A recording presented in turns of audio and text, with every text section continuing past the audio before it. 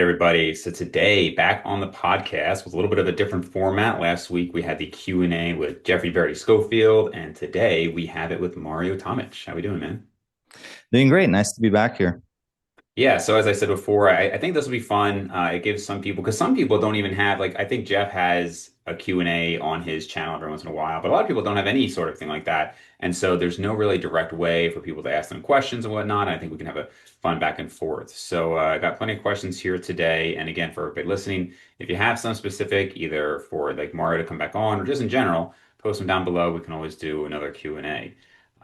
So my first question for you, which is not one of the submitted ones, but just one I was curious about, is I just happened to see your video on, I think it was like 15 to 20 grams of creatine a day. Mhm. And I was surprised to see it because it's like sometimes something catches, the algorithm or hype, like what was that like sugar diet or whatever some people were Yeah. talking about, right? Yeah. And it's like this is kind of crazy.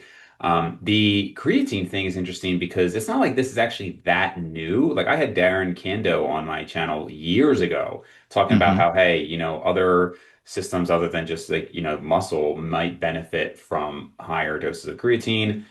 But it didn't seem to really take off that much. And now all of a sudden, like Rhonda Patrick's talking, all these people are talking about it. So I'm just curious, your experiment, like how it went. I mean, I did watch the video, but for people as Yeah. well, because I'm 2 weeks away from dieting. I'm very over hmm it. I'm done. I'm pretty much done in like 1 or 2 weeks. And I do plan to experiment with the higher creatine after that. So Nice. yeah, I'm just curious. Yeah, absolutely. It's not a new thing. I mean, even back when I started lifting, and that was like, 2000 or early 2010s, people were talking about taking, 10% of your body weight in kilograms in grams. So if you're 80 kilos, you take 8 grams of creatine. So it was just after that people started just harping on the 5 grams enough. You saturate 100%, you don't need more. Now it's just the maintenance dose. You can skip the loading phase. And now, having said all of that, there's some new research that has come out, and there's a couple of people that I saw. One of them was Rhonda Patrick talking about potential brain benefits for this, and I just started digging my way through the research and seeing like what could potentially happen from this. And also, I mean, my main thing is it safe, right? If it's safe, I'm willing to try it out, right? Why not? And because I've been taking creatine now for like more than a decade, I mean, going from 5 to 10 to 15, eventually to 20, like my main concern was if there's any disruption for my digestive system, which didn't really happen at all. The way I sort of went up was just week by week at 5 grams. So the first week was 10, and that was fine to do in one dose. When I got up to 15, on some days I would split it up 7.5, 7.5, and then I went to 20. And I really try to measure it out because when you just do the scoop, like I Mm, think people underestimate how much there's like a variance just in the scoop. Like you might be thinking you're taking 5 grams, but if you put actually a glass on the scale and you start really weighing out, like 5 grams is a lot more than you think. Even mm, 10 grams. When you start doing 20 grams, I mean, you start to run out of creatine pretty fast. Like I noticed, yeah. like my tub is just gone. Like I took 600 gram tub from Optum Nutrition. It's already gone. Like, and it's not even been like it's been about a month or so. So it's kind of crazy how quickly you just kind of run through it. Yeah, it's kind of interesting. Like this experiment of the last couple of months was inspired by just me having the second baby, and going through that whole process of not having enough sleep, and I genuinely noticed a huge difference when I started doing this. Like it's just incredible. Like I've never felt anything with a supplement before. Mm, Honestly, I've taken pretty much all the like standard multivitamins. I think the only other one that I felt was when I was really deep into a vitamin D deficiency, and I really started like taking my vitamin D religiously every single day. I went up first, I did like 10,000 IUs for a period of time just to kind of recover. Once I did my blood work and it kind of ended up being around a 50, then I was like, okay, let's maintain it here. Then I went down to 5,000 IUs because even though it's sunny in most places that I live in, I was deficient because I was not going outside. I mean, working most day, I'm doing coaching calls, I'm working with client programs, I'm filming videos, like all this stuff, and you're barely spending outdoors. I mean, I lived in Barcelona. I think I went to the beach like maybe 10 times in like 5 years, right? Like I just don't spend a lot of time like sunbathing and spending outdoor activities like that. So this was an interesting one for me. It's like even after like 7 days, like I started going to 15 grams, I'm like, I'm feeling a little bit better. I'm just not being as dead at the end of the day, if that makes sense. Like more of like the mental fatigue, especially the workouts used to leave me completely drained. Now I'm feeling a lot better, hitting pretty decent volume in the gym. So yeah, I mean, it's hard to tell because there's not a lot of research on this. So there's this Alzheimer's research that just came out. It's a pilot study. It's not a lot of data. Prior to that, I think there was one or two other trials that were somewhat indicative that could be a benefit. Now, I don't know if I'm going to be at 20 grams nonstop forever. I'm just doing it You're now still while we doing have it. a, yeah, I'm still doing it. Yeah, I'm still doing it while we have the newborn. I mean, she's 2.5 months now. Still not there yet. So when she hits 6 months, I'm probably going to be able to get a little bit more sleep and a little Mhm. bit more routine. So I might go down to 15, but I honestly don't think I'm going to go back to 5.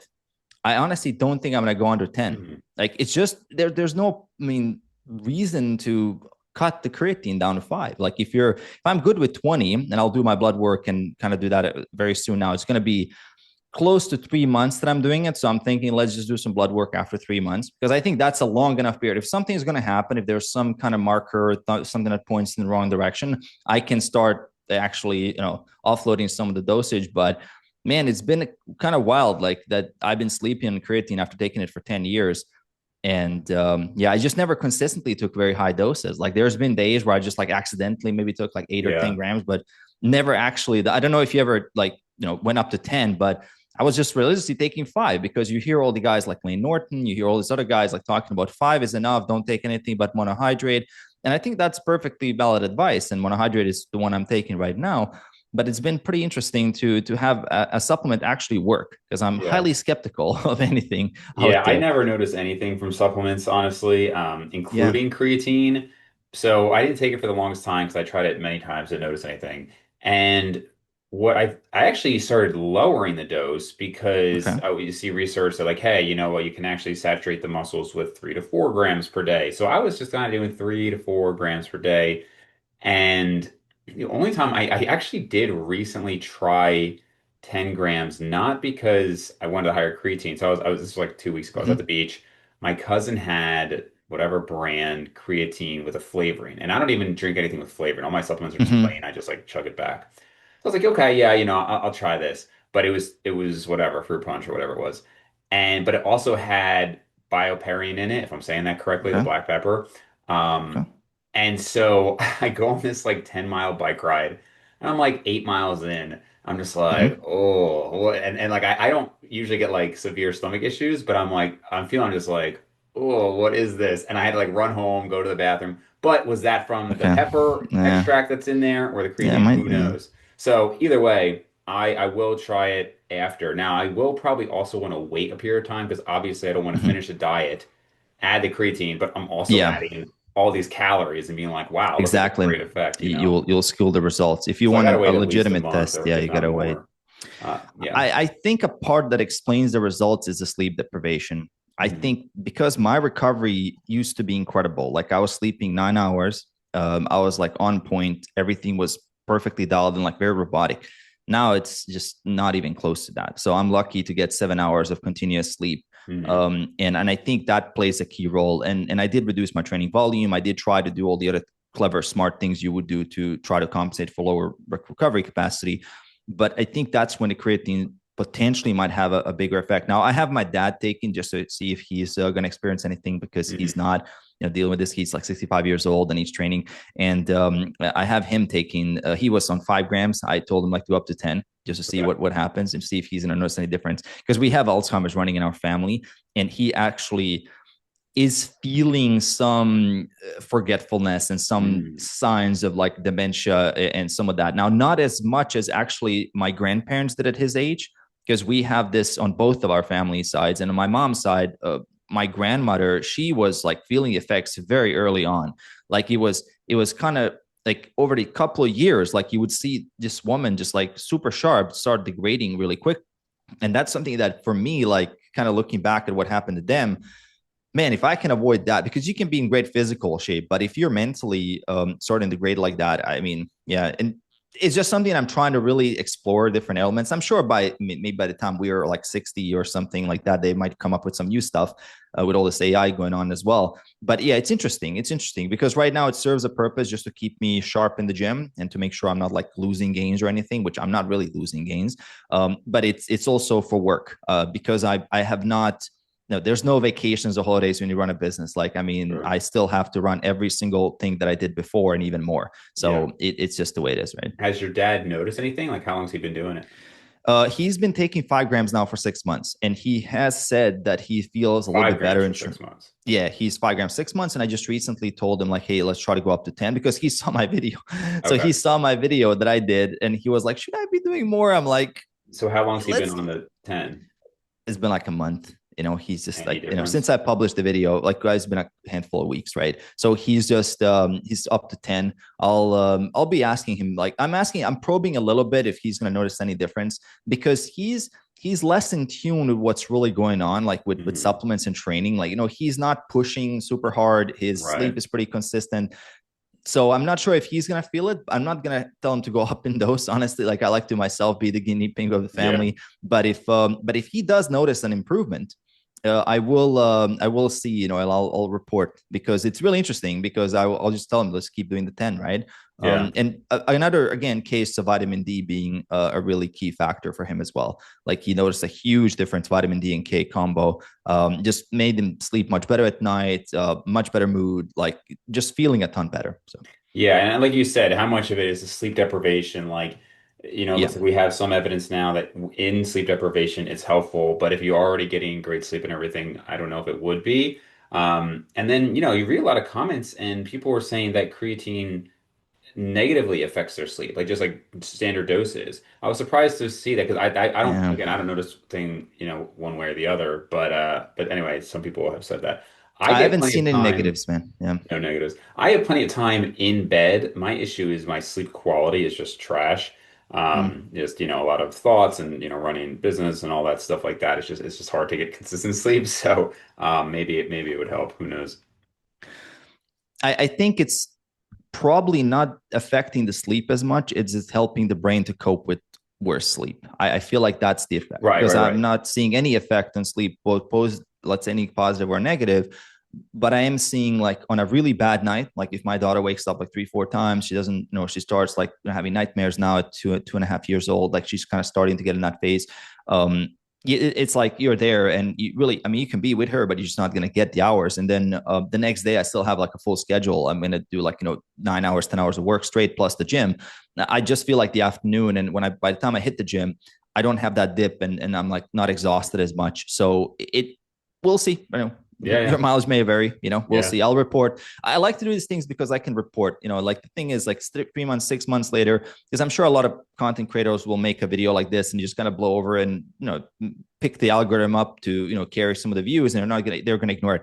I'm really doing it systematically here. Like, I'm actually measuring it out. I'm looking at it, and I'm gonna see what's gonna happen, and if I will notice, especially when I go off, is the effect going to be missing now? Am I going to notice something? It's kind of like that thing where before, when I was sleeping 9 hours and doing everything well, I never felt the need for a pre-workout or any caffeine or anything like that. Now I Yeah. didn't want to add caffeine because I don't want to mix the caffeine with the creatine. It's going to mess me up, and then I'm not going to report correctly. But when I go down in creatine, I might try adding caffeine and seeing that, because again, just trying to see if there's anything that I can do on the side, that can help, even a little bit, right? Yep, for sure, man. Cool. So Awesome. let's dive into some of these Yeah. questions here. So, Aaron, I'm just going to leave it as Aaron. It's a very long name here. How does one genuinely know they've reached 10% body fat since it looks different from person to person? And this was one that was sent in through Instagram. Yeah. I'll go just because I have a relatively quick Sure. answer, which is to say that ultimately you're not going to know because calipers can be inaccurate, DEXA can be Hmm. inaccurate, all ultrastatic weighing can be inaccurate. I think these days, I don't know if you agree, Mario, but it's almost like a general look that we realize, like, okay, this is generally what 10% looks like. But at the end of the day, the fat storage patterns are so Mm. different, right? That, like, I mean, I'll have legit abs at like 14%, but, I'll Exactly. go down to like 10% and my legs are just not that defined. Like, I'm also not, I don't get like almost any vascularity. I'm like just not a very Hmm. vascular person. So I've seen people who have these like crazy looking legs at, again, like 14%. It's just very variable. So I would almost point to the question and say, like, who cares if you're at 10%? You're probably more so going for Mm. the look. But ultimately, no way Yes. to know. And then you can go online and kind of find like standards, like general standards, but you might turn around and then all of a sudden what looked like 10% is actually 13%. That's very true. And I've seen legitimate, I think, more than like 50 DEXA scans of people at 10% body fat, and they all look wildly different. Like you'd be surprised. A lot of things get skewed by loose skin if you have been heavy, or if you tend to, let's say, be a bit older with thinner skin, and then you carried more fat in your abdominal area, and then you lost that fat eventually, and the skin elasticity didn't have the chance to kind of recover or and go back. And that can also kind of make it seem like he is 10% because everything is shredded, but then you kind of see that there's like that layer of skin that piled up at the bottom of the abs. So that couldn't then make the claim of like, hey, 10% is exactly when you see all your abs. Right. Technically, you do see, but then there's that little bit there which skews that. I think, as you said, it's the look. Look, I mean, I made hundreds of videos on 10% body fat. And when Sure. I say 10% body fat, I'm saying really the appearance of that lean aesthetic physique with a completely visible abdominal section. And now that's going to vary. At 10%, if you have a decent amount of muscle, that's going to look much more impressive. That's going to give you that fullness. You probably will have a decent amount of vascularity. I'm not a vascular person at all, probably similar to you. Like I very rarely see any veins. Maybe as my skin gets thinner over the years, maybe like a decade or 2 decades, you'll Right. actually start seeing stuff. But now it's just not really visible at all. I can get super shredded and I barely have any. But the area that I do have are the abs. Eventually, like when you get really, really lean, and if I kind of stretch out and if you hold your breath and if you try to manipulate some things, you can get some veins to appear. And that doesn't necessarily happen at 10 to 12%. That does happen a little bit lower than that. So there's some of that effect. I think really the mirror is the king. Like if you're lean enough in the mirror, like, and you genuinely appreciate how lean you are, meaning that there's maybe very little body fat left in the midsection. You can see it could be a 4-pack, a 6-pack, an 8-pack. That's also genetic. We cannot really know, ahead of time. I mean, you can kind of feel it maybe with your hands if you want to, but I would say a cleaned out midsection, in my opinion, maybe it's slight little bit left in terms of like your body fat in just the lower ab area. I would claim that as 10%. 12 would be maybe just not as crisp. It would be very similar because people don't realize the difference between 15 and let's say 10% body fat. And we were talking about 10 pounds. Like it's not. I mean, depending on obviously your overall weight, maybe like even Sure. 7 pounds or 12 to 10%. It's maybe like 3-4 weeks of dieting, like or like let's say 5 weeks if you're really taking your time. So it's not gonna, even that is like very generous. So it's not a huge difference. We're talking a handful of pounds. If your physique doesn't look very good at 12, it's not going to look good at 10. Yeah. Meaning, when I say not good, I mean if you're not happy with the way it looks. This is very subjective. It could be lack of muscle, could be the way your fat is distributed, or where you have the muscle, you don't have the muscle, if you're skinny fat. So you really have to go by the mirror, and once you get lean enough, really commit to a full gaining phase and actually do a good job to improve the physique, because that's going to make the 10% or 12% or 15%. As you said, you have abs at 14, 15%. When I did my last DEXA scan, I was 15% and I was close to 190. I was like 190 pounds. And I looked, I mean, I had abs visible at 15%, which is crazy. And I still, I mean, when I go down to 10%, I still have to cut quite a bunch of weight, but my abs just look similar, just more crispy, deeper insert, like deeper Yeah. between the abdominals. And I do have a little bit of weight. So that's the only real difference. Like my physique at 15 would, for untrained eyes, look practically the same as my physique at 12 or 10, maybe slight differences. So I think we nitpick, but again, the mirror is the king, and when you commit to the journey, like you'll find your numbers, like you'll know roughly where you're at. And I would even go as far as to say is more like the, can you sustain the lifestyle, right? When you start digging, like you'll feel under 10% pretty easily. Like Yeah. you're gonna Yeah. start seeing like there's no more, there's no more libido. There's all other factors that kind of come in play. You kind of see what your bottom is. So you can also look at that, not just necessarily the percentages, because all these devices are off. A caliper is typically lower than a DEXA. So your caliper might say 9, DEXA might say 13. Bioelectrical impedance might say 15. DEXA might say like you're 20, right? So you don't really know because all the tools are also different. And then I think relying on the reference photos is probably one of the better ideas, because you can find different physiques at 10 and you can compare and see if you're close to that. Yeah, I totally agree. I was actually just going to look up here if there was like a quick, not that I want to take too much time for it, but yeah, let me just look at here. So calipers have historically always had me way too low. So I'm just going to put mine in real quick because my chest right now is 4 millimeters. My abdominal is like 5.5, and my thigh is like 7. Mm. So let's see. And I think I'm like you. I store more body fat in my legs, so Yeah. I can look a lot leaner than I'm really on a DEXA. So when I was at the 15% of DEXA, you barely could see it. I mean, you can see definition in the legs, but it's not as defined, not even as close as it is at 10% body fat. Yeah. So I just put it in here. Actually, linearsoftware.com, man. I was using this, I think, back in like high school. Yeah, So with my age, weight, whatever, it's telling me I'm 5.37% body fat, which is obviously not accurate.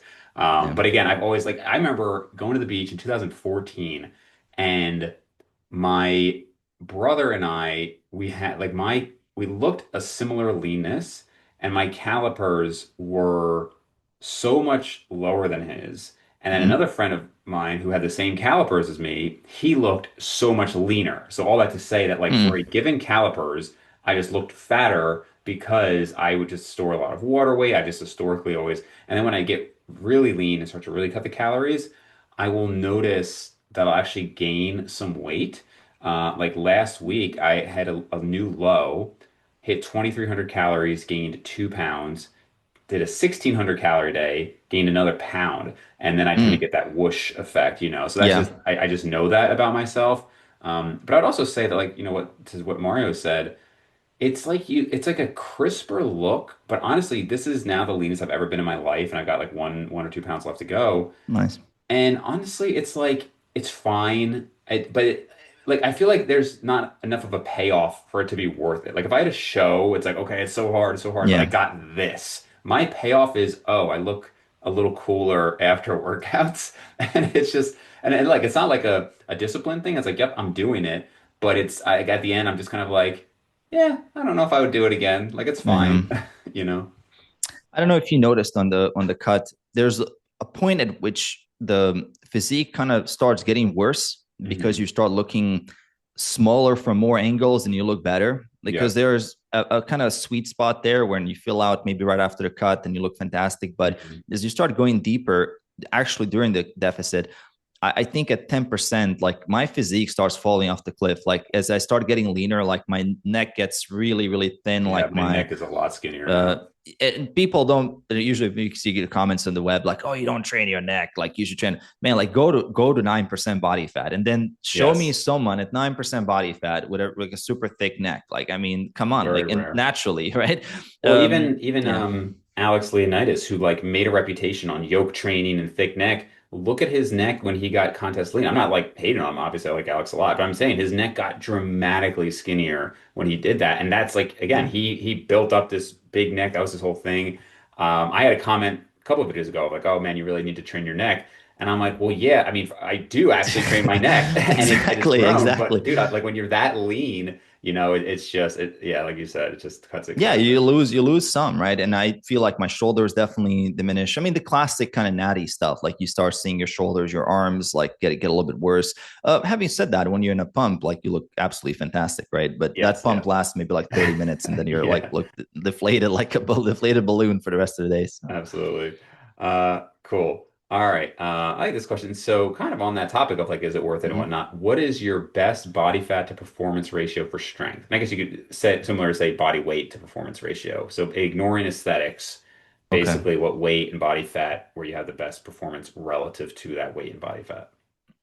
It would be the 190 at 15% body fat. And probably if I would go higher, I would anticipate even more performance improvements. Like if I didn't care about aesthetics at all, if I just was in this powerlifting mode and I would just wanted to lift heavier, I'd probably go up to 200 pounds. I'd probably just get even heavier. If you're saying Um, like ratio wise, so obviously the heavier you get, the yeah, it's stronger like you'll get. But 190 to like, 15%, right? yeah, So yeah, okay. 190, 15%. So that if I started going to, let's say right now, I'm like 185, I'm closer to about 12%. Mhm. Performance is already starting to get impacted. I'm feeling not necessarily the total load on the bar, but the amount of reps I can get with that load. It starts to fall off the cliff pretty quickly. And that could also be sleep deprivation, all sort of stuff we talked about. But I Mhm. do notice that like my rep drop off is very significant. I might be able to pull off the first set, but my RPs are like much higher now than I'm feeling in them at 190 at 15%. And then as I start getting to like closer to 10%, like I definitely feel like, I mean, bench is just gone out the window. Oh yeah. It's horrible. Like it's horrible. Squats as well, especially like it's not even necessarily the strength. It's just everything starts hurting a lot. Like when I start Mhm. really, because my priority I mean, we can argue what's best for retaining muscle, but my priority and my mindset was always let's keep the weight on the bar as close to what my normal weight is. Because Mhm. I think intensity matters way more than volume to retain muscle. Like people can argue this all day and night. But my opinion, like even if you have to reduce the number of total sets you're doing, but as long as you keep the weight on the bar, like as long as you maintain that tension, even if it's like one or two quality sets, like heavier sets, I find that to be the case. But obviously, then the issue is like if you're doing a lot of sets of six, at 10%, close to 12, let's say 10, 12% body fat, I just feel like I'm hurting a lot more. So I have to be very careful with the total volume that I'm doing. So I have to drop the amount of sets. But yes, like if I really wanted to peak, like kind of balanced, where I'm still having the abs, I'm still pretty good, like I'm performing well, and I look decent, and I have a maintainable lifestyle, and it's all that is around 15%. So 190, 15%, I think that roughly puts me at about, I probably gained like 35, 40 pounds of muscle, right? Total in my whole like life. I think like Mhm. probably like 40 pounds. So that's roughly around that number. Because I started pretty small. Yeah. And I might have another 10 to go in my total genetic potential if I really did everything absolutely to the limit, right?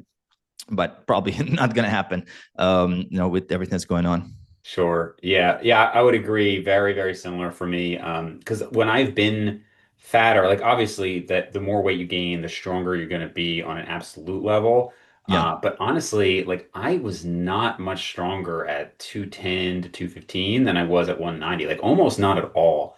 And Mm. one of the probably the main reason I've ever stopped dieting, it wasn't hunger, it wasn't this is so hard. It's I just can't mentally handle losing the strength. Like it just really kills me. And so if I start to lose too much, I'm like, that's it. It's not worth it for me to lose everything I just worked hard for.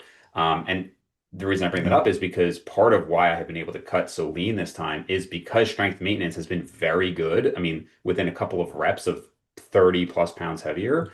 Nice. So all that to say that like I think for me, the most impressive strength and performance to my body weight is 185 to 190. Lower than Mm. 185, clear drop off. But again, like I was almost like disheartened by the fact that when I went up to 210, measurements were bigger, obviously, but performance was like marginally bigger. And a lot of Mm. advanced guys will talk about that. It's just like Mm. you kind of max it out. You're again, like bench press would probably be an exception, right? Like bench press just always goes up with more weight. Yeah. But most of my lifts were just not that much stronger. So yeah, I would agree. Like, 13 to 15% body fat Yeah. to me is like kind of key. Yeah, I agreed. And look, if I look at my leg press, it holds pretty well even at 12% compared to 15 or even close to 10. But the things like squats, you just feel like you're getting folded. I mean, at 10%, Yeah. yeah, it's much harder. So let's see. This guy asked what to do when you hit a weight loss plateau and when does it occur during a cut phase? All right, Weight so loss plateau doesn't necessarily mean a fat loss plateau, right? So one of the first things you want to do is investigate, has this happened gradually over time? Is it truly a result of metabolic adaptation?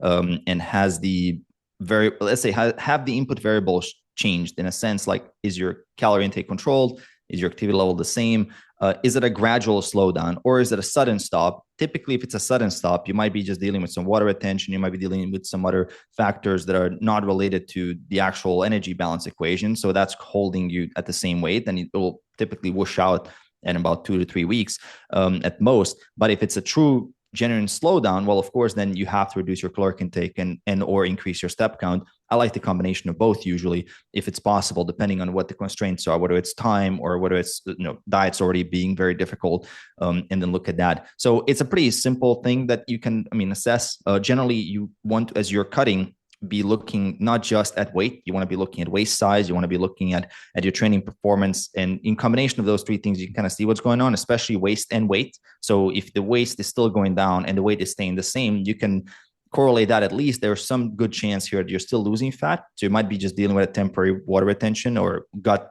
content or bloat issue, which does happen quite a bit. I mean, Dave is dieting, I've dieted a lot. I have a big problem with this non-linearity of the scale, because when I'm dieting, I'm a lot about volume eating. I'm eating a tons of fibrous fruits. I mhm. mean, I'm getting up to like vegetables up to like 60, 70 grams of fiber a day on some days, just Yeah. trying to not starve to death. And then, of course, when you're doing that, you have irregularities with going to the toilet, like you have generally bloated all the time, so you don't necessarily look the best, as well as your scale is just not going to move. Like often before the whoosh effect, even I've noticed that my scale goes up, like it's going to go up by like a pound, half a pound, and then the whoosh Hmm. is going to happen the next day.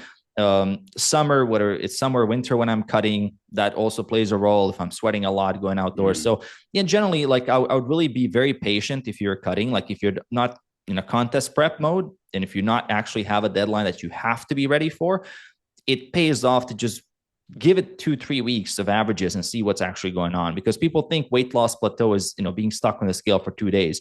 I mean, I've had 8-9 days where I know I'm like with surgical precision, I know my calorie intake is on point. I'm literally on point with every single other metric. 8 days later, I have a whoosh effect and I lose a pound and a half, right? So it's really something that I think, kind of going back to understanding, is it a true plateau or is it just some of the water retention? And that would be just a very basic heuristic of dieting that pretty much everybody needs to know. Yeah, I totally agree with all of that. I talked earlier about like the water weight, and so people who have been following me for a long time, I remember in 2020, I did, I believe it was 11 days straight, almost 2 weeks at 1,000 calories a day. And I gained weight.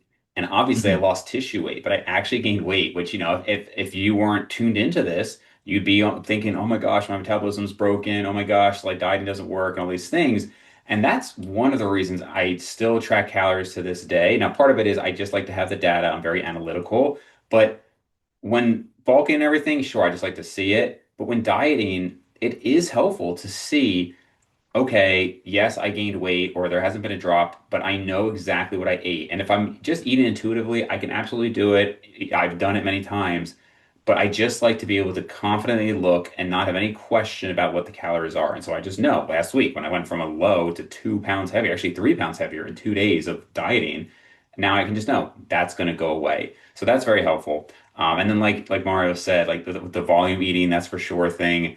And it's interesting too, just to TMI, but when it's funny because you're eating all this fiber and you're eating all this volume, and yet, at least for me, like going to the bathroom, the frequency is significantly less. It could be like every other day Yeah. because your body, even though you're Yeah. bringing in all this volume and fiber, I guess your body's just, sucking it up. And so then you could just literally just be heavier because you just have all of this food in you. And then, like Yeah. you said, all of a sudden you'll go and now you just dropped all this weight. So it can be a little bit of it can screw with your mind a little bit for sure. And so, like Mario said, just making sure that are you actually plateaued? Are you tracking weekly averages? One final point, my when I was young, I used to just weigh in on Saturdays. And I remember this was like the old school scale where you'd have to like look at it Yeah. like the Yeah. ones at the grocery store for like vegetables and stuff. And so you're looking at, and I would step on this scale. And of course, I don't know if people know this, like if you lean forward, it's going to be Yeah. significantly less than if you lean back. So I would get on there, and it's Saturday morning. I've been dieting, and I try to stand perfectly, and I'm looking down, squinting at this thing, and all this pressure was put on this one weigh-in. And if I was any lighter, and just recently, I had 2 Saturdays where I was the exact same weight, but my weekly average was like 1.2 pounds lighter. So it's just I think the weekly average and weighing yourself daily is It's very huge. important when dieting. Yeah. This guy asks, genetics, how much do they vary when it comes to fat loss and muscle gain? So I have Oh plenty of boy. thoughts there. Yeah. I'll let This you go. this is we could even just go on hunger genetics and just talk about that for an hour, Mhm. right? Obviously a huge impact. I mean, just on building muscle, like you'll see the total amount of muscle someone is going to gain, the speed at which they're going to gain, strength levels in the gym. I think they mentioned even up to 70% can be determined by your genetics. How much that's true, I'm not exactly sure how big the data set is. So yeah, well, I mean, obviously it's impacted, but the thing is, like, what can you do about it, right? And I know there's this whole fiasco now with Jeff Nippert and all these fake natties, kind of Yeah, yeah. talking back and forth, who's natty, who's not. And I mean, there's the claim is always like it's a 1 in 8 billion. That's why this person is like much bigger than everybody else that's ever existed. Right. But yeah, I mean, the point that I'm trying to make here is like, yeah, like the ceiling might be higher, but what I've also seen, kind of interestingly, just this is anecdotally, purely from coaching experience, some people might have the effect where their ceiling is higher, but they're gaining at a slower rate. So they're going to be gaining at a slightly slower rate than, let's say, someone whose ceiling might be slightly lower, but they're gaining at a faster rate. So you might kind of get fooled that this person's put on a good amount of muscle in a year, but then there's this other guy that's going slow and steady, but just keeps gaining and gaining and gaining and gaining. It's kind of Yeah. interesting. And it just kind of eventually reaches a physique that's much bigger and much stronger than the one that's kind of just gotten this insane amount of spurt of growth in the beginning. So you ultimately cannot know. There's no scan or analysis that will tell you how much can you gain. I liked when people ask me like, what is the range? I'd probably say like 30 to 50 pounds of total muscle you can gain in your life, right? That's just me like, shooting out of nowhere, right? But I'm just saying, kind of from what I'm seeing as a coach, what I'm seeing as a practitioner myself, kind of in the gym, and also depends a lot on your age when you started lifting, right? So if you're starting to lift in your 60s, for example, you never lifted in your whole life, never been into sports or anything like that. Obviously, like the ceiling is lower, the rate of gain was smaller, and all of that. But if you're, let's say, a guy in your, let's say, 20, 30s, and you still have this like full potential to gain maximum, probably like I wouldn't say that it's going to be above 50. I can't see that happening for a natural. So I'd Yeah. say roughly, if you're aiming to your worst genetics, bad genetics, probably about 30. Like it's not that bad. I mean, I think most people think that there, even if you get 20 pounds of muscle, if you get lean, you're gonna look fantastic. Like people Sure. really think that you need to put all these like 40 pounds. In my first year of lifting, when I got the results, I absolutely did not put on anywhere close to the amount of muscle I have today. And if you look at the YouTube comments when I show some of those photos, people are like, "Oh, that's a goal physique. That's fantastic. Why even keep building more muscle?" Mm. Right? People even like, almost like some comments say like you're dumb for spending so much time on this. Like you already look good in like 2 years after you start lifting. And I'm like, okay, well, fantastic. So Yeah. generally, you don't need to do a lot to be above average, because the average, I think, body fat percentage of a male right now is like 29% or something. I mean, Is it? Mm. yeah, like it's ridiculous. I mean, I need to look up these stats, like the recent ones, but they do project that it's going to be even more like Oh, I'm obese and sure. overweight people and all that other stuff. So again, you don't need a lot to stand out. And then when it comes to fat loss, I don't know if we want to explore this entire rabbit hole, but then first, I mean, neurologically, how you respond to ultra processed hyperpalatable foods in your environment is different. Some people have a very different kind of response to hunger cues, trigger foods, binge eating predispositions. There's so much that goes into this, right? At the rate at which you lose body fat, where you lose it from, the pattern where you store it, where you lose it from, your appetite, your ghrelin leptin. I mean, there's just so much that it can be unwrapped here. So it all happens. It's all your genetics. So just embrace what you got and try to really apply the best practices and learn what's unique about you. I think one thing that gets missed in all these conversations is that first, you can't change it. Second, your job to figure out what works best for you. So you cannot really, take any of this advice, but experiment, right? I think that people are not experimenting enough. Like some things I've definitely changed my mind on just through pure experimentation. One is aggressive cutting. I used to say like go slow and steady. Now I'm like, oh, let's go aggressive for the first like 10 pounds. It's fine. I'm Yeah. not gonna lose that much muscle, right? There's just so much more that you discover, like protein intake. Like you can probably there's find 10 studies showing that protein intake doesn't have more satiety than the carbs, but or whatever. But I mean, anecdotally and as a coach and personally, I've seen anytime I increase my protein, I'm less hungry. So Yeah. I mean, you can find different pathways and mechanisms for it, but I think you have to ultimately see what your genetics are like, and that the only way to do that is through experience. Like you will not be able to find out. There's no scan. There's nothing you can do about it. But the good news is anybody can get lean. It's like if you couldn't get lean because of genetics, we would have solved world hunger. They would be studying you in a lab somewhere in a black site. They would like extract every DNA, portion of your DNA and figure out why is this guy, not losing fat on 800 calories, right? So you can absolutely get lean, and maybe it takes 10 calories per pound of your goal weight to get there, but it's gonna happen, right? It's gonna ultimately happen. It's impossible to not get lean if you want to get lean, if that makes sense. Yeah, I'm glad you touched on those various points because I think when you first hear the question, it could be like, oh, just the genetics for muscle or the genetics for fat loss. And there's so much that goes into it. Even like you said, the rate. Like if you look at like an Eric Helms versus Steve Hall, I'd say they have pretty similarly impressive physiques. But if you look at Eric within 4 years of lifting, I mean, he was like 90, 95% of where he is today. Whereas Steve Hall, it was a much slower path myself. And now again, part of that Steve and I started at a younger age, right? Eric started Mm-hmm. like when he was 20 something. But yeah, I mean, 7 years into lifting, I was like just starting to kind of look like I lifted. So it can Yeah. be a really long haul. And then the other thing I always say is like there's a lot that goes into fat loss, but it is less about genetic variation in like how you're going to, lose the actual fat, and more about, like you said, the hunger, appetite, Yes. and NEAT, and all these other things that factor into it.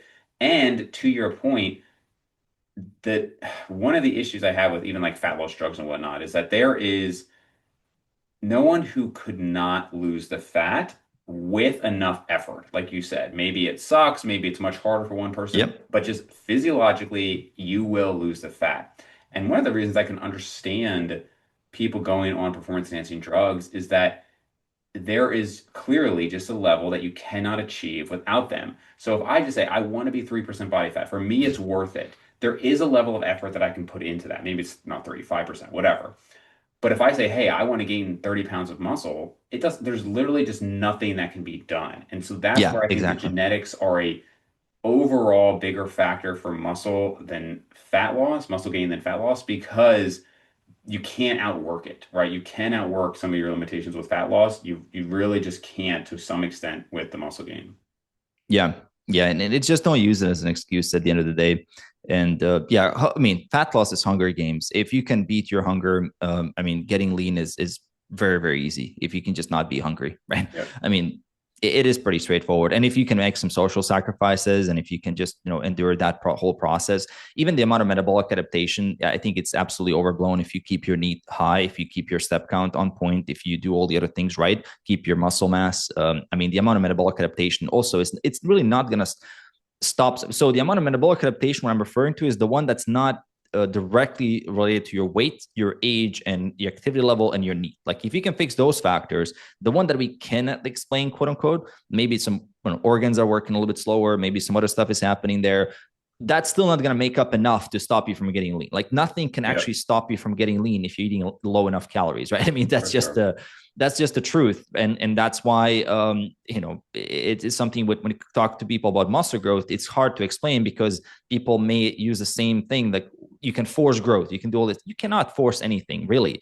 That's why you cannot dirty bulk, you cannot really do anything to shortcut the process. You really have to just give it multiple years, and you'll see when you peak. And I think that's kind of fun about the journey, to be honest. Like people think it's a negative, but it's kind of like fun. You get to explore your full potential, you got to see where you can go, and you might surprise yourself. Like it's kind of interesting. I've seen some clients like absolutely blow up and do their lean bulks first time in their 50s, first lean bulk in their whole life.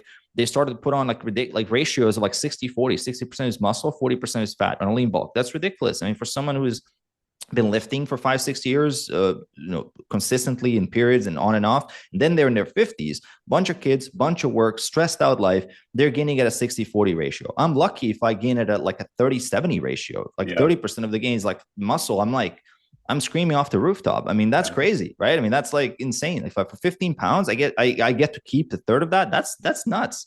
There's no Absolutely. way that's going to happen, right? So I'm saying like even if you're gaining at a measly rate of half and half, right? That's crazy. I mean, people really underestimate how valuable even a pound or two of muscle is, Absolutely. and how much of a difference it makes. So yeah. Absolutely.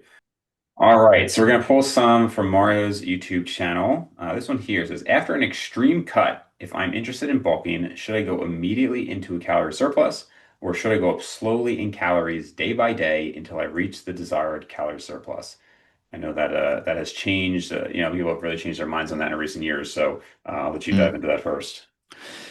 Yeah. So when you say extreme cut, I mean, the point is how lean did you get on the cut, right? If you were getting to a point of, let's say, 5-6% body fat, your contest shape, and you're extremely shredded and you're physically not feeling well at that point, and you have all these problems with your hormonal health and everything else, you would generally want to get up to a higher calorie intake to maintenance at least very quickly. To immediately get out of there. Now, if you're someone getting to 10% body fat, and you want to generally ease into it, and you have a lot of experience cutting, most people screw up their lean bulks the first time at least they do it, or even the second time they do it. So I would actually advise a bit of a more cautious approach. Maybe instead of going straight up to a large surplus, just really try to find your maintenance first and stabilize there for a period just to see where you're at, and then start adding back in calories. The key is to really discover your maintenance, because the maintenance itself will be affected by you getting out of the cut. So you're probably going to need a couple of weeks to figure out where that sits. Now you're already going to feel better because it's going to suck less. Like even if you reintroduce 250 calories a day, it's going to suck less than it was when you're cutting. So it still feels good. You will actually look fantastic because you're now refilling some of that lost glycogen, and you're going to generally feel better in the gym. And then you can do kind of like a two-step approach. So if you were in a, let's say, 500 calorie deficit, just do a two-step approach just to be okay and be safe. I try to do this like that with the guys I work with, at least, and for myself. Now with a lot of experience, I can go up straight to a surplus if I wanted to, because I know my numbers really well. But if you haven't done, like, 3-4 cuts bulks, like if you don't know actually what your numbers are with really good confidence, if you haven't tracked them really accurately, I do think it pays off to reestablish your maintenance, see where that maintenance is, stay there for like 2-3 weeks, just make sure you're solid, and then just start increasing calories, because you don't need a lot of calories to gain muscle. In terms of like, just if you're like natty and working through, and if you kind of just want to stay as well relatively lean, don't blow that by starting to add a large surplus accidentally as well. So I would rather just be playing on the safer side. Just do half of whatever you think will get you. Now for a lean bulk, probably you need more than 200 calories extra a day. So once you find your maintenance, just go up that 200 calories and see where it takes you, because you might be upregulating your NEAT. You might start seeing some other effects where if you start adding 150, 200 calories, nothing happens. You might start seeing the scale doesn't move at all for the next 2-3 weeks. You might even look better. So then you add another 150, 200, right? So just kind of work with your body for the first 1 or 2 cuts and bulks to see where you're at. And then you're going to know your numbers. Then next time you can go straight up 400 because you know where you're at. But I wouldn't want to risk the spillover for someone doing it first and second time, because you're going to get really hungry at the end of the cut. You've done an extreme cut, quote unquote. And if you start going up first to maintenance, which may be 400 or 500 calories, then another 200-300 for like the gaining or whatever it's left, you might just lose control, and you might just go, the dam is broken, and now let's just YOLO mode. And I don't think it's worth it, right? You just work super hard for the cut. Just be patient for the next 3-4 weeks, and just do it systematically. I think the goal is to get the maintenance as quickly as possible. And then from there on, it's pretty simple and straightforward, because even at maintenance, training is going to feel a lot better. Steps and everything else is going to feel a lot easier. You're going to sleep better. Like, things are just going to start automatically improving. And by the way, some of the stuff here that I've noticed, and I'm sure maybe Dave, you can chime in this as well, is like, even if you go up to the high calories, that's not going to fix everything. Sometimes you just need time, right? Your sleep is not going to magically improve because you started eating 1,000 calories more. Like, it's going to take you a while to get back hormonally, and also generally, like your libido, for example, or things like that, of that nature, feeling cold. Some of those effects at really low body fat, they're not just going to get fixed tomorrow by going up in high calories. People really overestimate like that acute, like instant burst of calories. It's really about multiple weeks at maintenance, or like multiple months at maintenance, to be honest with you. If it was an extreme cut for a long time, probably going to take you half the time you cut to feel normal again. So it just give it time, be patient, right? I think that's what gets missed in these conversations. I see a lot of guys cut down, and then they screw up the transition, gain a bunch of body fat, look worse. They stuck in perma cutting eventually because they force themselves to go back into a cut because they don't look good. So just be very patient. Almost like see this as an extension of your cut. Like, don't mess with your food choices a lot. If you're not experienced, like, keep this about the same structure of meals. Just go up and eat more of what you already ate, so you can also anticipate on the scale what's going to happen. Because if you start trying to put in pizzas, ice cream, all this other stuff, and you're changing the foods of your diet and the composition of your foods and your sodium intake, all your numbers are just going to go out the window, and then you're just going to be running blind for the next 2-3 weeks. So you wouldn't even know like what's going on. So find the maintenance with your existing structure and then work from there. That's sort of how I personally like to address these transition phases. Yeah, I would generally agree. I think the only thing I would maybe say is a little different for some people is I've definitely seen people who like hunger, you almost get to a point where like it would be exaggerated to say like your body shuts down, where like the hunger almost can drop off, and then as soon as you add calories back in, hunger ramps. And Yes. back in the day when like Lane Norton popularized reverse dieting, and most people realize it's kind of silly now to be adding like 1 gram of fat and silly stuff like that. But a lot of people would say that was harder than the diet because their Yeah. hunger ramped up and they were just so ready to now eat. There was no goal anymore, and it was just really frustrating. So I do think the general idea, again, more popularized by like 3DMJ and those guys now, is like kind of just get back up to They actually maybe are a little bit more aggressive than I would be in terms of like they're like just go back up to a higher body fat almost right away. I Yeah. think I think to give credit where credit's due, like Lyle McDonald probably had the best approach to it, which was don't necessarily just like shoot back up in body fat, but go back to what is a real maintenance calories. Because if your maintenance is 2000, you've been dieting on 1400, and then you're Hmm. like, okay, 1500, 1600, you're still dieting, right? You're still in a Exactly. deficit. So I Exactly. think you don't have to shoot up necessarily to a high body fat percentage, but I also wouldn't be super gradual. Just try to get a rough idea of what maintenance is, settle at that for a little bit, and then gradually go up from there. You're spot on. Yeah, I like the two-step approach. I just felt like this gives people some it removes some of the paranoia. So if I know, let's say if you're dieting on 1500, a two-step approach would be let's be a bit conservative because you might have been screwed up. Let's say if you don't have the good metrics or not that good, let's try a 400 extra and just see if we need another bump, right? Or let's try 500 extra and not dump because I wouldn't want to go, oh, we know you need another 200, so let's go up 700. I'd rather try to do a two-step approach and then see from there. It's just being a bit more cautious because in what works in theory and like generally like what works in practice versus what's in theory, it's like it's very different. And I also always look at the psychology of the person I'm working with. A lot of people are black and white and have a really hard time once the floodgates open. And you're absolutely right. And most guys are hungrier after they go to maintenance than they were at the last couple of weeks of a cut. Once no, the brain is very opportunistic. Once it senses intake coming in, it's a unique opportunity to basically nullify this starvation that would just occurred and to try to prepare for the next one. And it's going to try to really soak up, and the food drive is going to be wild. Like I've seen some guys just like really have a hard time. This is why another reason you don't want not to expose yourself to hyperpalatable foods right after the end of the cut. If you haven't ate those foods during the cut, if you were really strict, and some people like that, it's going to be a problem. Like if you start introducing those foods straight away. Yep, totally, totally. Cool. Okay. Atomic Sausage Gaming asks, when Okay. applying progressive overload, when do you determine your body's limits? For example, I've seen some pretty gruesome injuries with exercises like dumbbell presses using heavier weights like 80 pounds. If you find your Mm. limit, what's the next step? Interesting question. I can't really say I've seen many injuries from a dumbbell press. Obviously, a lot of barbell bench Yeah. pressing. But anyway, I'll let you start there. Yeah. Well, I mean, why are you getting hurt to begin with is a really interesting thing, right? So you got to look at your how you're periodizing workouts. Are there any signs that you might be overreaching too much? Any aches and pains? Generally, an injury in the gym is pretty rare to begin with, Yep. and it almost universally has some signs of overuse or overdoing or pushing too much with bad form before you even get to a point where you're going to get injured. So you might have, as you've progressively overloaded, sacrifice technique more and more and more to a point where now it starts to become problematic, especially with dumbbells. Like it's not very common to get like actual injuries with dumbbell training. Typically, it depends on the movement, right? If you're talking dumbbell press, is it a bench press? Is it a shoulder press? Like what is it, right? So it really varies there. 80 pounds probably is a dumbbell press because 80 pounds in a shoulder press is not that common, but it happens as well.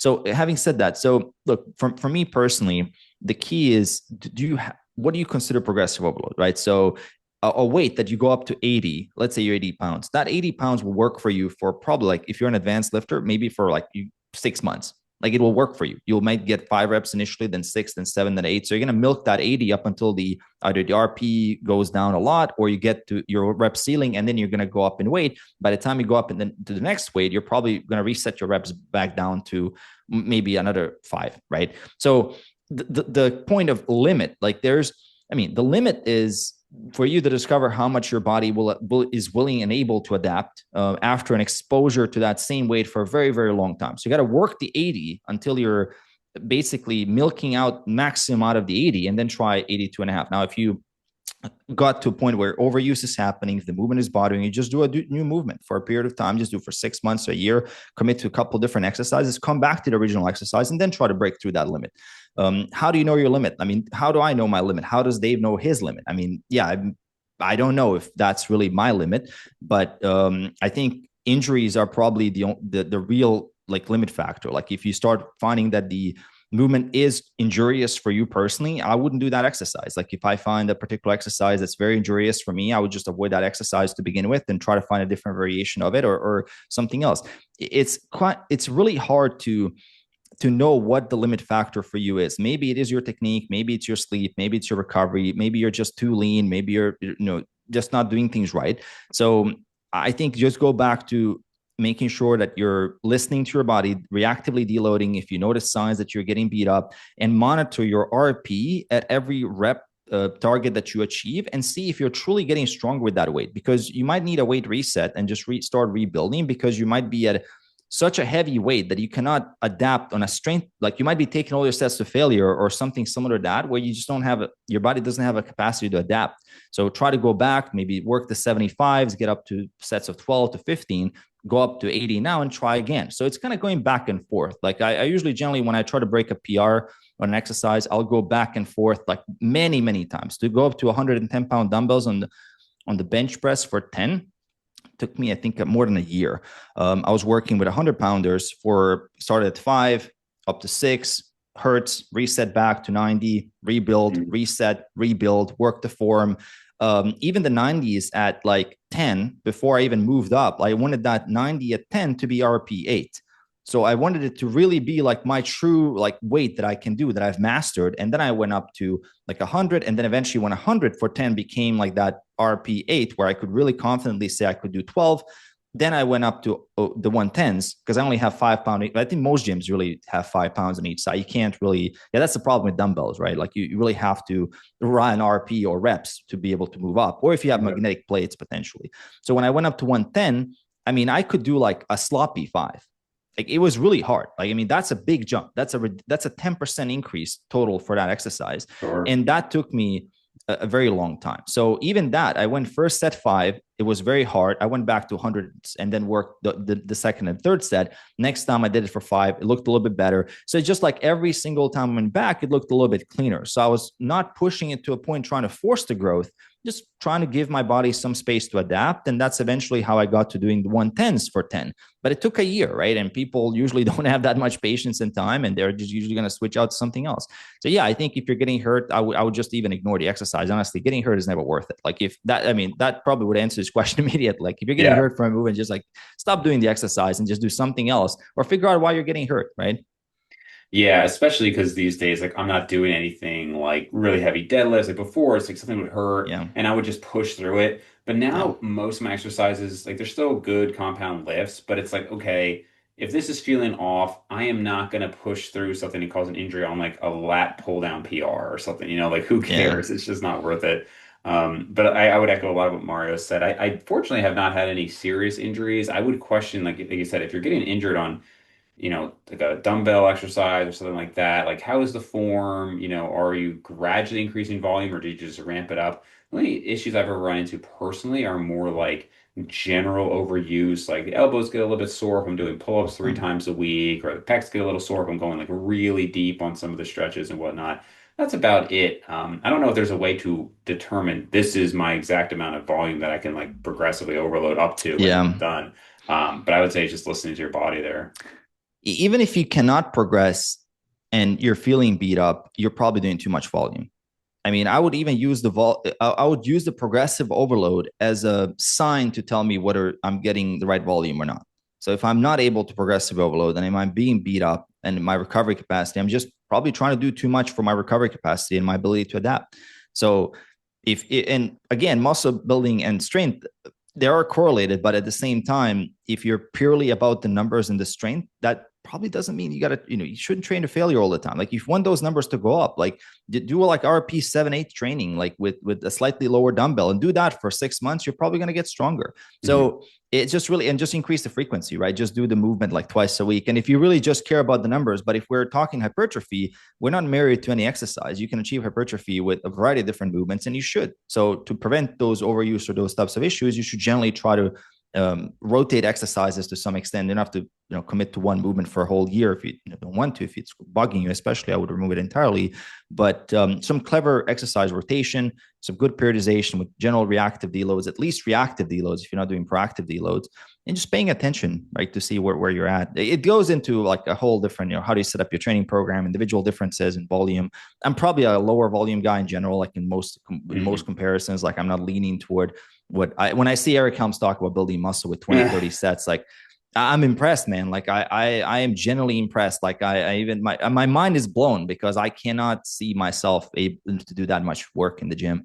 I just don't see how I would just break probably. Yeah, yeah, for sure. Let's see. How do you determine the amount of calories under maintenance during a cut? I personally go for about 15% under and then see if that makes around 0.05 to 1% body weight loss. And I aim towards the lower Okay. end. I was wondering how you approach it.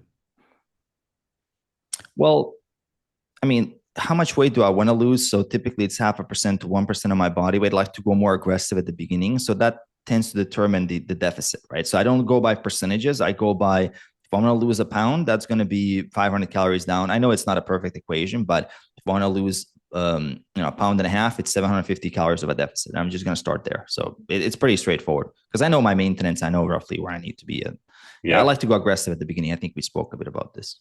Yeah, I'm sure this person meant zero point 0.5 to 1%, not Yeah, 0.05 to yeah. 0.1%. Yeah, Um, that's like yeah, killer yeah. slow, right?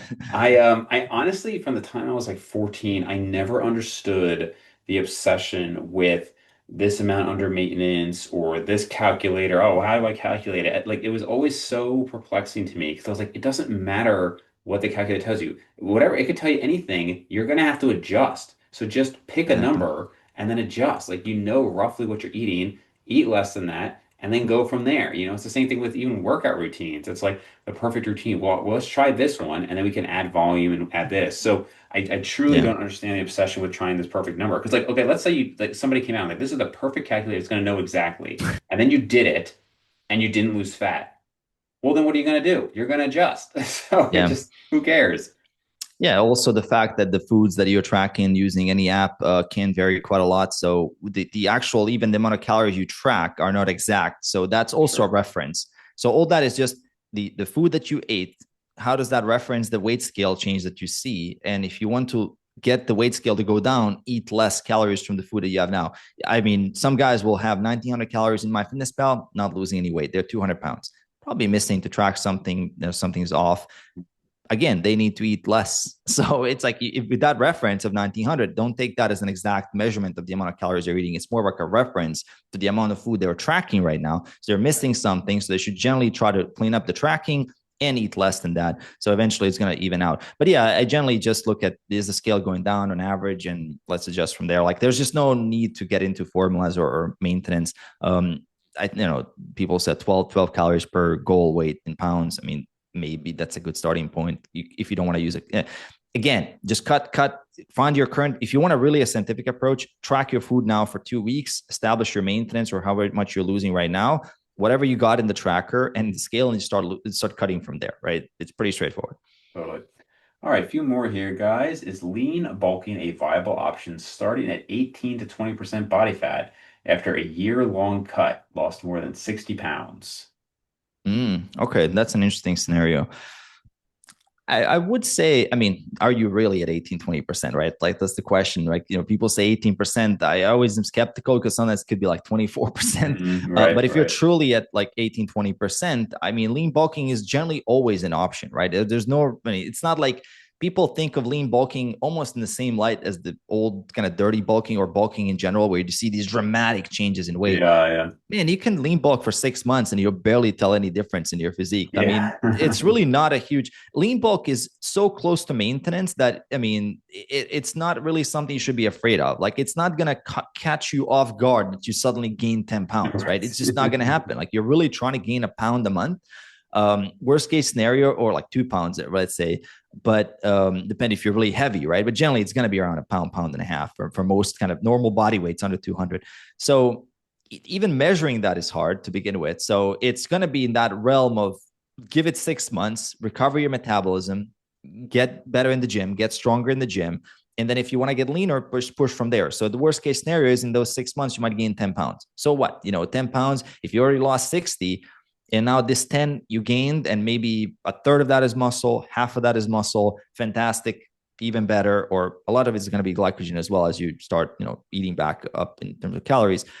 Just go back to a cut and go back to 50, go to 15%, go to 12%. So yeah, I don't really see a need to be afraid of lean bulking. Like, that's one of those things that you should, and the whole P ratio thing that we use, I mean, people used to Yeah, obsess yeah, about that a lot. A lot of that is related to just simply a comfort level of the person. Like if you're comfortable with staying at, and you should be honestly proud of yourself, whoever is listening to this, if you lost 60 pounds, got to 18, 20%, you should be really damn proud of yourself. And you've achieved a great result here. So yeah, give yourself a break. Lean bulk for 6 months, cut again, get down, right? Lean bulk again if you want to, keep improving your physique, because it only gets better and better. Like if you do things right, it only gets better and better. Even if you maintain, just recomp at 18, 20%, that's also fine, right? I think there's a reason probably why he's thinking of lean bulking, because it probably got too diet fatigued and yeah. other problems with cutting, right? I think that's the big part of the question is this is a different answer than if you just said, hey, I'm 18 to 20%, no other context. If you said Yes. that, I'd say, honestly, 18 to 20%, I'd probably recommend getting closer to like 12 to 14. And then, just so Yes. that you have more wiggle room and, you're not going to dislike what you see in the mirror and all that stuff. But if you've been dieting for that long and you're down 60 pounds, I think it's totally reasonable. Take a diet break. You don't have to go up a crazy amount of weight. Like you said, 8, 10 pounds. You could do that over, I mean, you could take Yeah. the 6 month break, and still just do it slowly. Yeah. I think that's totally reasonable in that situation. Yeah, yeah. I like when people don't try to lose 100 pounds in one go. Like I actually appreciate when people take a bit of time to go into either a maintenance phase, learn how to maintain, learn how to lean bulk, learn different skill sets, because you have the skill set of cutting, maintaining muscle, but then you also need a skill set of maintaining. You need a skill set of gaining muscle while minimizing or excessive fat gain. So I think learning all those skill sets, it makes the journey more fun, and also teaches you think not like a dieter, but more like an athlete and someone who's aware of performance in the gym as well. Because it's very easy to just get caught up in defining your success just with the scale. The reality is like, what do you have? What do you do in the gym, and how you look and how you perform? I mean, it's all very well correlated. So I would say performance is also important. So for this person, again, congratulations, and keep up the good work. Yeah. All right. This guy asks, you talk a lot about walking and getting your steps in. I'm coming to Mhm. strength training from a running background. Is there a place for a runner to also get your aesthetic physique, or is it just too much high intensity cardio? I wouldn't call running high intensity cardio, to be honest. I mean, it depends on how you do it, right? If you're just Sure. doing, if you're prepping for something like super intense, and you gotta hit certain amount of time on at 100 meters or 200 meters, sure. But generally, if you're running as a form of cardio, I think it's fine.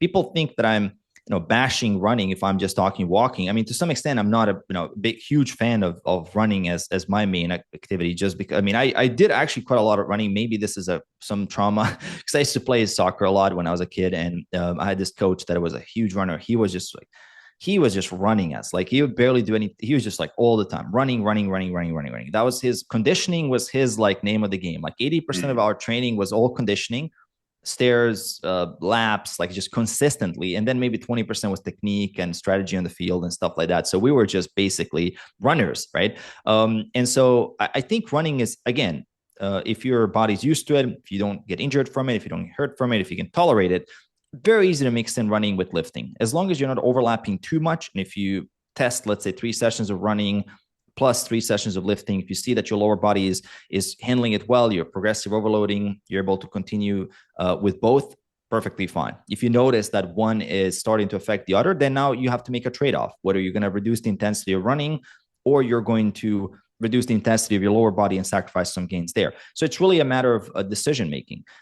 I don't think running is bad. I think for a lot of people, if they're really heavy, running is bad. It's like if you're like 250 pounds and you're trying to start, from scratch from your couch, and you're going to start running for your main form of cardio, I think you're going to run into issues. I see it with clients all the time. They come to me, they're now hurting, their knees hurt, then they can't even train in the gym correctly. So for that person, or person that's heavier, walking is ideal because it has none of those issues, and you can continue building up your energy expenditure, and you can eat more and still lose body fat, recover better from the gym, get all these extra benefits that I talk about with walking. But if you're someone who's already fit and you're coming from that running background and you can tolerate that volume, you're in a fantastic place to build muscle. I think the whole interference effect is also, generally overblown. Yeah. And if you track your numbers, and if the numbers are going up, then you have nothing to worry about. I think people really sometimes try to get the answer of something before they even try to do it. Man, just like do a month of resistance training, follow a proper program, eat properly, run at the same time, and see if you're progressing. Like if you're not progressing, well, then see if it's because you're not doing enough volume, not enough intensity in the gym, or maybe your volume outside of the gym for lower body, for example, is too much and it's affecting your lower body, but still upper body should grow. So you can kind of monitor things over time. If things are hurting, back off, right? So I think experimentation will get you the answer better than any person can just tell you upfront what's going to happen. Yep. Yeah, I agree, especially on the point about it being overblown, this interference effect. I do think, obviously, if you're saying, hey, I want to maximize muscle growth as much as possible, then I probably say, yeah, you probably don't want to go running 5 days a week or something like Yeah. that. But a lot of bodybuilders do cardio 4 or 5 days a week, but it's generally like a lower intensity and, maybe like stairs or incline walking, things like that. I think at some point you are going to run into recovery issues. It makes me think kind of like a side tangent, but when Pete Rubish was on the podcast and he was training for like 100-mile marathon, whatever runs. Mm-hmm. And he, so he wasn't lifting and he was like barely eating protein. And then he stopped doing the runs and he started lifting again and started eating normally. He was like, yeah, it's all about the nutrition and like the protein. It's so important. Like that's what's responsible for 90% of my gains. And I love Pete, he's a really positive guy. But I was like, bro, you just stopped running for a 100-mile race and you started lifting again, and you're telling me how it's like this nutrition is like so crucial. It is Yeah. crucial, but like let's look at everything here. So Yeah. there's like Alex Viada is a big name and like that Yeah. Yeah. No, no. that space. I've never talked to him, but I know he's been like for over a decade. He's kind of promoted these things. I personally, I mean, I do cardio 4 days a week now. I have for the last year, Nice. and three of those sessions are like a more zone two kind of cardio. One of those sessions, I would call it more like a zone four. It's definitely not like a. Mm-hmm. If I think of a zone five as like a VO2 max, it's definitely not. Mm-hmm. And that's basically what I do, and then lifting 3 or 4 days a week as well. I haven't noticed any change in my performance from that, but again, that's all purposely like low impact stuff. If I was Yeah. running on concrete like 5 days a week, it might be. So I can only tell you my experience. It's not a topic that like I've dived into. I don't train a lot of people who do like high Yeah. levels of running, but that's my experience. Yeah, I have clients doing a lot of cycling. I have clients doing a lot of swimming. I have people doing triathlon training. We haven't really. I mean, for an early intermediate, let's say beginner especially, but let's say early intermediate, general intermediate, we don't really see much of a slowdown in terms of results in the gym. Like obviously, it does affect them when if they're preparing for a triathlon and they really have to ramp up volume towards the end of that. Then we have to back off in the gym, but it's also, look, it's about creating a lifestyle you enjoy. Like if you really enjoy running, man, like don't stop running. Like embrace the activities you love, but try to make it work with all these other, make the correct trade-off. I think people are maybe thinking a bit too much from a perspective of, what would Chris Bumstead do, right? I mean, Yeah. man, like do what you like to do and build a lifestyle that you enjoy. Like if running means you get 20% less rate of progress in the gym and you enjoy your life 20% more, enjoy your life 20% more. Like, gym progress is not the end all be all. And when I say gym progress, it's not going to be even your whole body. It's probably just going to be limiting your quad growth or maybe causing your knees to be a little bit, more pissed off at times. So just kind of work around that and accept the lower rate of growth there. Same as, you have to accept other things in life. Like if you have one thing that you have to double down on, probably you're going to have to miss out on something else, right? So it's kind of really understanding like there are no solutions, there are only trade-offs. So just kind of understanding what the trade-offs are. Yep. Cool. So we'll probably do two more here. This should be a pretty quick one. Do you need to work out to prevent muscle loss during a deficit, or can you just eat enough protein? Well, yeah, I don't want to be the potty pooper, but yeah, you gotta work out. Yeah, yeah, and you gotta specifically work out to retain muscle, right? Not just any kind of working out, but you need tension. Tension, what builds muscle is the same tension that's going to retain the muscle. So unfortunately, without tension on the muscle, you will lose the muscle. So that, I mean, that's a clear cut as answer as you can get. yeah. Eric Trexler just had a good article in Mass on that topic, and basically how even like among those lifting, it's kind of overblown the amount of protein and its effect on maintaining muscle. That like yes, it is really important, but beyond X amount, Mm-hmm. it's like here's what's ideal, but even 75% of ideal is still going to maintain the vast majority of muscle for most people. And it's so much of it is really down to the training. And that is actually one thing I even changed my mind a little bit over the years is obviously I still have a big focus on nutrition, but I would kind of look at like, well, you can just eat more, you'll gain the muscle, but really that training stimulus is ultimately what it is. And frankly, if you're advanced, even if you are training really hard and you have adequate protein, if you get lean enough, you're still going to lose lean body mass, right? Like it's still Yeah. going to happen. But the idea that like just a little bit higher protein is going to maintain muscle is just not at all the case, Yeah, unfortunately. yeah, especially now with people losing weight aggressively using Ozempic or GLP-1s, like you're going to have to lift weights. It's so critical to lift weights. Huge problems happen, not even necessarily as you're losing the weight, but as you're trying to keep the weight off. If you've lost muscle, you're going to have a very, very hard time keeping the weight off. So it's the thing that I see in practice, and I think literature kind of agrees with this as well. People that lose muscle, that's the closest. I mean, that's the most sure sign they're going to have a hard time keeping the fat off if they Yep. lost muscle during the cut, right? So if you can fix that one variable, a lot of other things get solved. Yeah, and just to defend the like GLP-1 agonists and whatnot, I will say that like immediately I was amazed at how many people picked up, like even like Peter T and stuff of like, oh well, these drugs are causing all this muscle loss, and it's like, bro, like, do you think they're causing more muscle loss than if somebody just wasn't lifting and went into a huge deficit? They're just not eating. Of course they're losing Exactly. muscle. Like, what do you think? And it's again, as much as I like Peter Thiel's stuff, there are a few times where I'll see a conclusion by him, and I'm just like, how did you like? You've been lifting for like 30 years, right? Don't you, you know?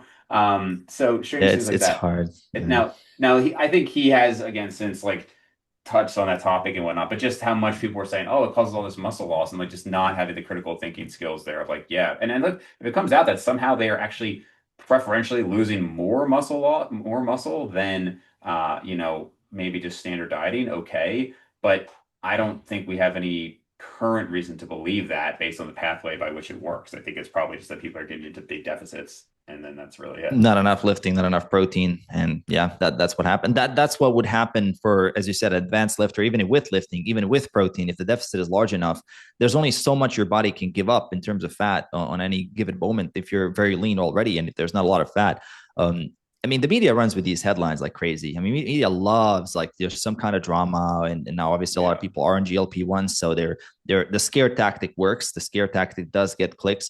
It's also kind of interesting how you see in the media now, oh, GLP-1 will, I don't know, get you less heart, there's less heart conditions. There's like better for cancer, better for all these other conditions. Man, just being not fat is amazing, right? Like Definitely. just just being leaner and being at a healthy weight is solving all those issues. Yeah. I So saw it's Mike Israel. the Do you see Mike Israel's yeah. post about that? Mike No, Israel I haven't. posted saying like this might be controversial, but I think everybody should consider GLP-1 agonist, even if you're not overweight because of the benefits. And it's like, dude, like obviously we are seeing a lot of benefits from them, and I'm all for like if something, I'm not against any drug. It's just side effects and health risks that I would be Yeah, against. So if there is evidence to suggest that like, hey, even for somebody who is not losing weight at all, there are these benefits, then I'd say great. But sure. my understanding is we haven't seen that, and all of these studies are highly confounded by the fact that people are losing weight. And which is a good thing. I mean, we want I'm about the end outcome, right? If the end outcome justifies the side effects, if it's fine for the person to have maybe slight, small minor side effects, which I see, I do have some clients that are looking to lose a lot of weight, and they did go on in the past, or currently are on, or even some have gone off because insurance stops paying them once we actually get to the goal and all that stuff. I think I haven't been seeing any bad side effects like in my practice, but I mean, I'm dealing with small numbers compared, if we're talking tens of thousands of people, I'm not seeing that effect size, and I don't know what's going to happen there. But again, if people are leaner, they're going to be healthier. Automatically, you solve like dozens of issues just by being leaner. So we should be. I mean, I'm all for like let's use this as a potentially another extra thing we can help people to achieve a lifestyle change, especially when it comes to food drive and hunger management and all this things. But again, if you're not teaching people skills of actual hunger management, if you're not teaching people the idea of how to live like a lean person, how to behave like a lean person, you can again do it temporarily. But is this person going to be on GLP for the rest of their lives? Like what conditions, and other things could happen from that, right? So we don't necessarily know. And yeah, like it's all a gamble at this point. I would say use it as currently, at least I can confidently say it's a great vehicle to help you achieve a lifestyle change if you have really bad hunger management and first skills, but also maybe genetically you're really predisposed to your hunger satiety signaling being off, which again, many other factors, as we know. Sedentary lifestyles also lead to higher hunger levels and dysregulation of appetite. So there's just many factors that play a role here. So if we kind of throw everything at the person plus GLP-1, I think probably leads to better results. But they would get results if they would adhere to the first stuff at the beginning anyway. So it's just a matter of, like, I guess, how you how to use all of this. But I mean, it's as close to a miracle as you can get, to be honest. We're looking at the numbers. I mean, it's very, very effective. Yeah, So yeah, I want this to continue developing, right? I want next generations. I want this to get really, really, really damn good, and then sure. we can probably use it some more. Yeah. All right. Last question. Do you believe the macros you consume should be taken in a certain order for max potential or just randomly? Hmm. This is something I've changed my mind a little bit on, and out of the macros that potentially would have an effect. So I don't think carb timing per se matters too much for the types of stuff that I'm doing. For example, I don't really need high glycemic index carbs, as I'm not doing too high intensity activities in the day where I would need to replenish my glycogen quickly and then move on to the next activity. I'm just doing one workout a day roughly where I need, to be well fueled and ready. So with carb timing, I'm not really, and distribution of carbs, I'm not really as concerned. I would just really look more from a lifestyle perspective. When do you need your carbs and your fats? Like, do you need dinners with family? Do you need them for Right, lunch when right, you have right. most control in your day? So just from that perspective, protein is something I did used to be more in line. Okay, let's make sure you're hitting the leucine threshold for every single meal that you're having in a day. If you really want to maximize, like if you're looking at the peak muscularity, we're looking at, let's try to get 40 grams of protein per meal or above, which I do think still is a great idea from a satiety perspective. But I do think maybe it matters a bit less from a muscle growth perspective if we're getting the total amount of protein right. So this is kind of, I think, where that could be a bit of an effect. Also, I think from a hunger management thing, there's one kind of when I first started, and nobody could explain it this way, but when I first started lifting, there was this idea: don't mix your carbs and fats in the meal. I was All going to right, touch on so that. Yeah, John eat Berardi your talked eat about your this. That. protein and carbs, and your protein and your fats, because Yes. that way you're gonna have these beneficial effects. So I think there might be a truth to that, just from a standpoint of hyperpalatability. If you take one of Mm, the either the fats or the carbs out, you kind of get this sugar fat salt combo, and you just disperse it out. So there's less of a food drive. So mm, potentially there's something to that. Keep your meals either all the meals, let's say high protein, but some meals are high protein, low carb, high fat. Other meals are high carb, high protein, low fat. So just to kind of like debundle the carbs and the fats, that could potentially be interesting to explore for hunger management. But I generally don't think the order matters too much. Now, in a meal itself, there is some good rationale to try to layer the fiber and the protein first and then eat your carbs and fats. If you have issues with, let's say, pre-type 2 diabetes, type 2 diabetes, or glycemic control, that potentially could have some effects, or maybe on energy levels as well. So if you layer the fiber and then first eat the fiber and the protein, that may slow down that process a little bit and help. Other than that, I mean, from a physique perspective, there's just so much leeway. I really don't think that we should be too concerned with this. The only other factor might be the order which you, maybe how you structure the meals from a sleep perspective. I wouldn't want to just have big meals right before I go to bed. Probably not a good idea for digestion health and all of that. But other than that, I wouldn't really, consider much more, to be honest. Yeah. yeah, yeah. Back in the teenage days, I remember John Berardi Yeah. popularizing that, right? And like precision nutrition. So it was like have your protein and fat, have your protein and carbs. And I think even he, later was like, no, that was not nonsense, Yeah. Like you said, I Yeah. suppose it would keep things less palatable. So that in that sense, you'd probably eat Yeah. less. Which is so funny. Like when you look back at different trends, and I guarantee you there would be so many people who probably thought like, oh, I'm doing this and it works, man. Like, look what happened. Like, I'm so much leaner. Like, I remember like stuff in like DC training. They talk about like, oh, well, if I ate like a lot more protein, then like, oh, I'm just waking up leaner. And it's like, yeah, dude, like you're not, you cut your carbs by 100 grams. Like, obviously, you're gonna look a little bit leaner when you Exactly. wake up. Just things that people do that they think are working, and it's a totally different mechanism, or it's working for a totally different reason than what it is. So, anyway, I think you could also look at this question either from a per meal basis or a whole day basis. Like a per meal basis, yes, you could argue, hey, have your protein and your fibers and all that first. It'll have you more satiated, and then, also the lower glucose spike and all that stuff. I mean, and then even then, are you talking about the same total calories, or are you saying somebody who's eating quote unquote ad libitum? Because if you're eating ad libitum, then yes, having those protein and fibers first is probably going to result in a bit of a deficit, right? Yes. Compared to if you didn't. But if you're saying no, exactly matched calories, I think basically no difference effectively. Again, I think you have to, if you have a really big appetite, that's when it would come into play of like, okay, how do I not have as many of the carbs and whatnot?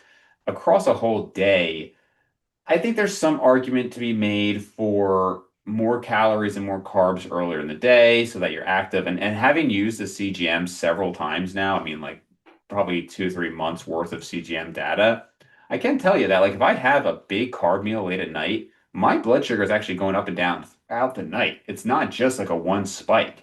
Versus if I Hmm. have it in the morning, okay, now I'm a little bit more active, the walking around keeps it lower. So, I do think from that standpoint, there could be a benefit to kind of centering around workouts and earlier in the day. Yeah. But total, I don't know if the body composition would be all that different, maybe over a long period of time. But I could absolutely see like some sort of health differences long term. And again, also how Yeah. is it affecting your sleep? If you eat 100 grams of carbs an hour before you go to bed, you might disrupt your sleep, and then that can have downstream consequences on and on and on.